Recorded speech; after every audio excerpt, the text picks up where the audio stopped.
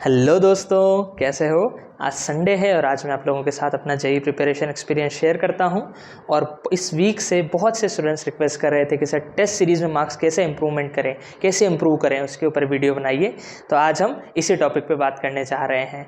First of all, test series जब भी आप देते हैं या फिर टेस्ट जब भी आप देते हैं, उसका एक बहुत इंपॉर्टेंट एस्पेक्ट है उस टेस्ट को एनालिसिस करना, उस टेस्ट का एनालिसिस करना। अब ये तो सब बोलते हैं सर एनालिसिस किस तरीके से करें, वो मैं आपको आज बताऊंगा। ठीक है, सबसे पहली चीज़, जिस दिन आपका टेस्ट है सेम डे एनालाइज करना है। ठीक है, उसके बाद अगर आप टालोगे कि मैं कल परसों करूंगा तो फिर वो इतना अच्छे से नहीं हो पाएगा। सबसे पहली चीज़, जिस दिन टेस्ट है सेम डे एनालाइज करना है। दूसरी चीज़, किस टाइम पे एनालाइज करें, उस टाइम पे एनालाइज करो जब एकदम रिलैक्स्ड मोड में हो, तुम्हारे पास टाइम हो। ठीक है, मैं मेरा एक्सपीरियंस बताता हूँ। हमारा पेपर होता था 9 से 12, 2 से 5। उसके बाद मैं एक मूवी देखता था। हाँ, मैंने आंसर्स मैच कर लिए, मुझे पता चल गया कि अच्छा मेरे इतने नंबर आ रहे हैं। अब मैं एक मूवी देखता था, डिनर करता था, फिर 1 घंटा लेके बैठता था टेस्ट को ठंडे दिमाग से कि आज कुछ नहीं करूँगा, केवल टेस्ट को एनालाइज करूँगा। टेस्ट को एनालाइज करता और सो जाता। तो यही चीज़ तुम्हें करनी है। एक ऐसा टाइम निकालो टेस्ट वाले दिन जिस दिन तुम एकदम ठंडे दिमाग से टेस्ट को एनालाइज करो। जल्दी जल्दी में नहीं करना है। बहुत से स्टूडेंट्स मैंने देखे हैं जो कि टेस्ट होते से ही उसी टाइम देख लिया कि हाँ ये गलत है, ये यहाँ ये गलती हुई, ये गलती हुई, ख़त्म। Analysing for the sake of analysing is not important. फिर तो भले ही मत करो, लेकिन एनालिसिस का मतलब ये है कि आप आपकी गलतियों का पता लगाना चाह रहे हो। उससे क्या होगा कि वो गलतियाँ नेक्स्ट टेस्ट में रिपीट नहीं होंगी, तो आपके मार्क्स ऑटोमेटिकली इंप्रूव होंगे। तो अब हम बात करते हैं किस तरीके से एनालिसिस करना है। देखो, कोई भी टेस्ट में जो आपने दिया है उसमें 3 तरह के क्वेश्चंस होते हैं, करेक्ट, इनकरेक्ट और जो छूट गए। ठीक है, अब सबसे पहली एडवाइस कि टेस्ट जब दे रहे हो तो वो क्वेश्चंस जिनमें तुम्हें तुक्का लगाना है वो अटेम्प्ट ही नहीं करना है। मतलब जो तुम्हें बिल्कुल नहीं आते हैं, चाहे उनमें माइनस मार्किंग नहीं है, फिर भी तुक्का कभी नहीं लगाना है। तुक्का लगाने का सही टाइम है जब आप लोगों का कोर्स खत्म हो जाएगा, रिवीजन चलेगा और टेस्ट सीरीज चलेगी, उस टाइम तुक्के लगाना, अभी नहीं। ठीक है, अभी हमें ये देखना है कि यार मैंने जो पढ़ा उसमें से मेरे कितने नंबर आए। ठीक है, तो तुक्का कभी मत लगाना। जिस क्वेश्चन में तुम्हें 60-70% भी श्योरिटी है उसे तुम लगा सकते हो। ठीक है, लेकिन एकदम ब्लैंक, कुछ भी नहीं आता, बस आँख बंद करके लगा दिया, ऐसे तुक्के कभी नहीं लगाना है पेपर में। तो ये ध्यान रखना। तो तुम्हें ये एनालाइज करना है कि यार तुमने कितने क्वेश्चन अटेम्प्ट किए, तुमने कितने क्वेश्चन अटेम्प्ट किए और उसमें से सही कितने हुए। तो उससे तुम्हें यह आइडिया लगेगा कि जो तुमने क्वेश्चन अटेम्प्ट किए थे, यानी कि वो तुम्हें आते थे, उनमें से कितने क्वेश्चन तुमने गलत कर दिए, आते हुए क्वेश्चन गलत कर दिए, और उस गलत करने का तुम एनालिसिस करो कि यार जो गलत हुए हैं वो किस वजह से हुए हैं। सिली मिस्टेक की वजह से हुए हैं कि मैंने कुछ ऊपर नीचे आगे पीछे कर दिया, क्वेश्चन से डेटा उतारने में गलती कर दी, कैलकुलेशन मिस्टेक की वजह से हुआ है, या फिर कंसेप्चुअल मिस्टेक हुई है कि यार मैं तो इसे ऐसे समझता था तो मैंने उस हिसाब से लगाया था, लेकिन ये ऐसा बोल ही नहीं रहा था। तो वो चीज़ तुम्हें बहुत अच्छे से एनालिसिस करनी है किसी भी टेस्ट में। जेईई की मैं बात कर रहा हूँ, accuracy is the most important thing. यही चीज़ मैंने लास्ट वीडियो में भी समझाई थी कि तुम्हें इस पे काम करना है। तुम्हारा अटेम्प्टेड क्वेश्चन में से जितने ज़्यादा करेक्ट क्वेश्चन होंगे उतनी अच्छी तुम्हारी रैंक बढ़ती जाएगी।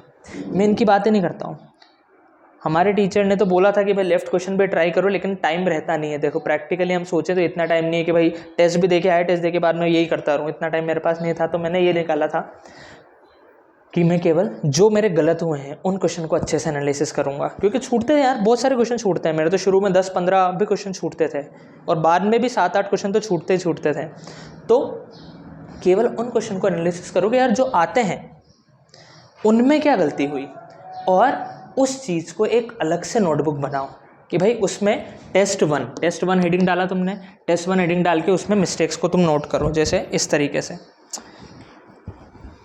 एक अलग से नोटबुक बनाओ और ये टेस्ट 1 मिस्टेक्स। अब इसमें क्या क्या मिस्टेक्स हुई। नंबर 1 कि भाई सिली मिस्टेक हुई, तो वो सिली मिस्टेक क्या हुई कि भाई क्वेश्चन से गलत डेटा उतार लिया था। ठीक है, या फिर जैसे हमारे टाइम पे जो होती थी कि OMR में गलत फिल कर दिया कि भाई 27 का 28 में फिल कर दिया जल्दी जल्दी के चक्कर में। तो वो जो सिली मिस्टेक हुई है वो क्या हुई है। कैलकुलेशन मिस्टेक हुई है तो वो क्या हुई, वो स्पेसिफिकली मेंशन करो। और कंसेप्चुअल मिस्टेक क्या हुई है, किस कंसेप्ट में वो मिस्टेक हुई, उस कंसेप्ट को वापस जाके पढ़ो, समझो, अपने दोस्तों से, अपने टीचर से डाउट क्लियर करो कि भाई क्या चक्कर पड़ा इस क्वेश्चन में, और उस क्वेश्चन को अपने नोट्स में उस टॉपिक में जाके लिख दो। सर जगह नहीं रहती नोट्स में, क्यों नहीं रहेगी भाई, इतनी ऊपर की तरफ मार्जिन रहता है छोटा, छोटे छोटे अक्षरों में लिख दो उस क्वेश्चन को। तो उससे क्या होगा, जब भी तुम अपने नोट्स रिवाइज करोगे तुम्हें वो क्वेश्चन दिखेगा जिसमें तुम्हारी कंसेप्चुअल मिस्टेक हुई थी, वो तुम्हारा कंसेप्ट स्ट्रॉन्ग करेगा कि हाँ यार ये वाली गलती इस कंसेप्ट में नहीं करनी है। तो इससे क्या होगा कि धीरे धीरे करके तुम्हारी एक्यूरेसी इंक्रीज होती जाएगी, और जितना तुम टेस्ट देते जाओगे स्पीड तुम्हारी बढ़ती जाएगी। स्पीड बढ़ाने का मैंने एक और तरीका तुम्हें बता रखा है मेरी उस वीडियो में, हाउ टू अटेम्प्ट न्यूमेरिकल्स में, ठीक है। न्यूमेरिकल्स भी टेस्ट की तरह अटेम्प्ट करने होते हैं, मैं डिस्क्रिप्शन में डाल दूंगा, चाहो तो देखना उसे, है ना। तो वो भी एक बहुत इंपॉर्टेंट एस्पेक्ट है टेस्ट में तुम्हारे मार्क्स बढ़ाने का, उससे एक्यूरेसी तुम्हारी बढ़ेगी, ठीक है। अब बात करते हैं लेफ्ट क्वेश्चंस की। देखो सबसे पहले मैं तुम्हें ऑर्डर बताता हूँ कि किस ऑर्डर में सब्जेक्ट्स अटेम्प्ट करने चाहिए टेस्ट में। कोई भी ऑर्डर ले लो, बस लास्ट में जो सब्जेक्ट अटेम्प्ट करते हो ना वो होना चाहिए जिससे तुम्हें सबसे ज़्यादा डर लगता है या जो तुम्हें सबसे बुरा लगता है, ठीक है। उससे क्या होता है, क्योंकि क्वेश्चन छूटेंगे तो उस सब्जेक्ट में छूटेंगे। जैसे मुझे सबसे बुरा लगता था मैथ्स, बुरा इन द सेंस तीनों के मुकाबले कि यार मैथ्स में इतना कॉन्फिडेंस नहीं आता था मुझे, तो फिर मैं क्या करता था, मैं मैथ्स को लास्ट में अटेम्प्ट करता था ताकि लास्ट के मेरे 5-6 क्वेश्चन छूट भी जाएँ तो मुझे ये डर नहीं रहता था कि यार आएंगे कि नहीं आएंगे, वो 5-6 क्वेश्चन मुझे आते कि नहीं आते। ये वाली चीज़, क्वेश्चन छूटेंगे, हर टेस्ट में छूटेंगे, धीरे धीरे करके हो सकता है कि वो नंबर कम होता जाए लेकिन छूटते हैं। तो लास्ट वाला सब्जेक्ट ऐसा रखो जिसमें छूटने का हमें ज़्यादा गम ना हो। अब छूटने के 2 कारण होते हैं, एक तो लैक ऑफ टाइम, टाइम की कमी कि भाई टाइम ही नहीं बचा, कहाँ से अटेम्प्ट करें।